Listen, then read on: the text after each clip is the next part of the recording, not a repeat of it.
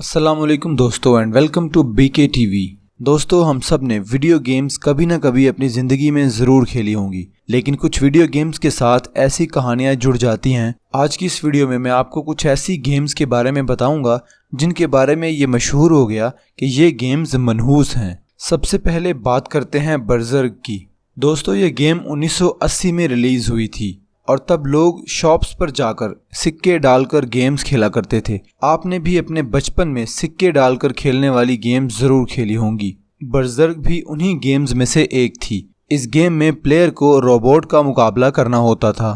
یہ وہ پہلی ویڈیو گیم تھی جس میں آوازیں ایڈ کی گئی تھی۔ اب ویسے تو یہ ایک عام سی گیم لگتی ہے جسے لوگ بہت شوق سے کھیلتے تھے، لیکن وقت کے ساتھ ساتھ مشہور ہو گیا کہ یہ گیم منحوس ہے۔ دوستو ہوا کچھ یوں کہ 1981 میں 18 سالہ لڑکے جیف ڈیری نے اس گیم کا سب سے ہائیسٹ سکور بنایا تھا اور یہ سکور تھا 16,660 پوائنٹ، اور اس کے چند منٹس بعد ہی اس 18 سالہ لڑکے کی ہارٹ اٹیک کی وجہ سے موت ہو گئی۔ اس کے چند مہینوں بعد ایک اور لڑکے کے ساتھ بھی کچھ ایسا ہی ہوا۔ اس نے بھی اس گیم میں کافی ہائی سکور بنایا اور اس کی بھی چند منٹس بعد موت واقع ہو گئی۔ اب یہاں پر میڈیا میں یہ مشہور ہو گیا کہ جو بھی اس گیم کے ہائی سکور کو اچیو کرتا ہے، گیم میں موجود روبو اسے مار دیتا ہے۔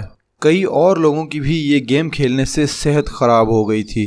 دوستو یہ سب کچھ اس گیم کو کھیل کر سٹریس کی وجہ سے بھی ہو سکتا ہے، لیکن اس دور میں یہ مشہور ہو گیا تھا کہ برزرگ نامی یہ گیم منحوس ہے۔ دوستو پوکیمون کو لوگ بہت شوق سے کھیلتے ہیں، لیکن 1996 میں جب پوکیمون گیم ریلیز ہوئی تھی تب اس کے بارے میں بھی کچھ ایسی ہی باتیں مشہور ہو گئی تھی۔ دوستو یہ کہانی جاپان سے شروع ہوئی، جہاں مشہور ہو گیا کہ 100 جاپنیز بچوں نے پوکیمون گیم کھیل کر خودکشی کرنے کی کوشش کی ہے۔ یہ بھی کہا گیا کہ جو بھی پوکیمون کھیلتا ہے اس کے سر میں شدید درد شروع ہو جاتا ہے اور اس کی طبیعت شدید خراب ہو جاتی تھی۔ اب آپ یہ جان کر حیران ہوں گے کہ اس کا ذمہ دار پوکیمون گیم میں ایک میوزک کو ٹھہرایا گیا۔ یہ مشہور ہوا کہ اس میوزک کی ہائی پچ ٹونز کو سن کر چھوٹے بچے پاگل ہو رہے ہیں۔ اس کو لیونڈر ٹاؤن کرسٹ کہا جاتا تھا، اور یہ بھی کہا جاتا ہے کہ پوکیمون کی اس گیم سے بعد میں اس میوزک کو نکال دیا گیا تھا۔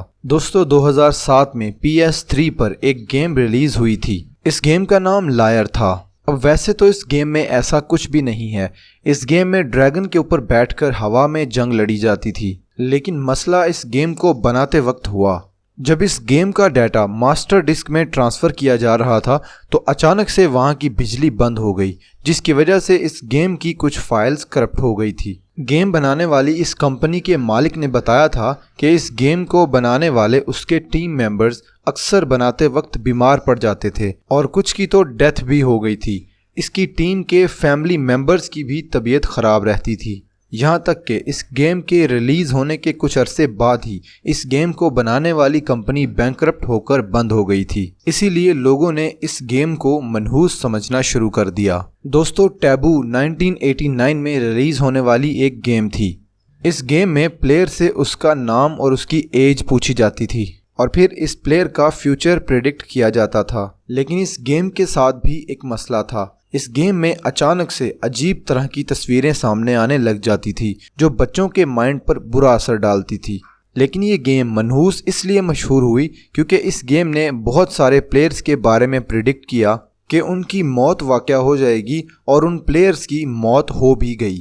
دوستو اب ظاہر سی بات ہے کہ یہ صرف ایک اتفاق ہو سکتا ہے، لیکن اس گیم کے بارے میں مشہور ہو گیا کہ یہ گیم منحوس ہے، یہاں تک کہ اس گیم کو بنانے والی کمپنی نے اس گیم کے ساتھ لکھ کر بھیجنا شروع کر دیا کہ اس گیم کو کھیلنے کے بعد آپ کے ساتھ کچھ بھی ہو ہم ذمہ دار نہیں ہیں۔ Maiden NFL۔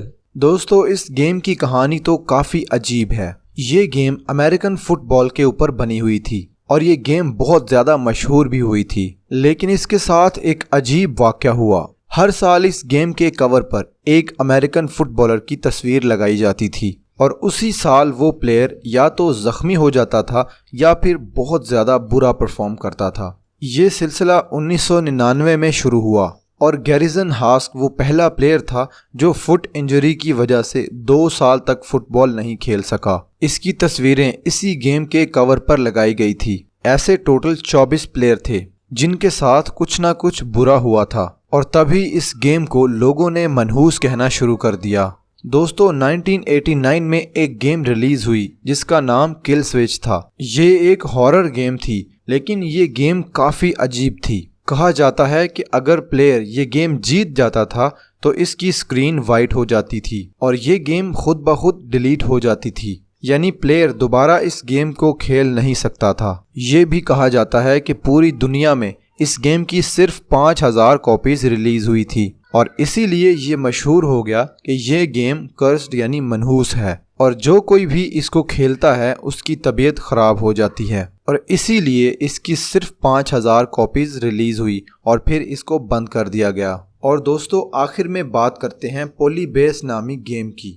یہ گیم تھی بھی یا نہیں یہ آج تک کوئی نہیں جانتا، لیکن مشہور یہ ہے کہ 1980s میں امریکہ میں اس گیم کو ریلیز کیا گیا، لیکن لوگ کہتے ہیں کہ یہ گیم امریکن حکومت کا ایک مائنڈ ایکسپیریمنٹ تھا جس سے امریکن حکومت لوگوں کا مائنڈ کنٹرول کرتی تھی۔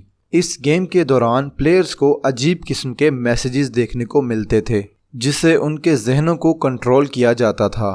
اس کے علاوہ اس گیم کے کلرز اور اس گیم کا میوزک لوگوں کو ڈپریشن میں لے جاتا تھا۔ بہرحال یہ گیم کبھی تھی بھی یا نہیں یہ آج تک کوئی نہیں جانتا، لیکن اس کے قصے کہانیاں بہت زیادہ مشہور ہوئے ہیں۔ دوستو اسی طرح کی مزیدار اور انٹرسٹنگ ویڈیوز دیکھنے کے لیے ہمارا یوٹیوب چینل سبسکرائب کر لیں اور ہمارا فیس بک پیج فالو کر لیں۔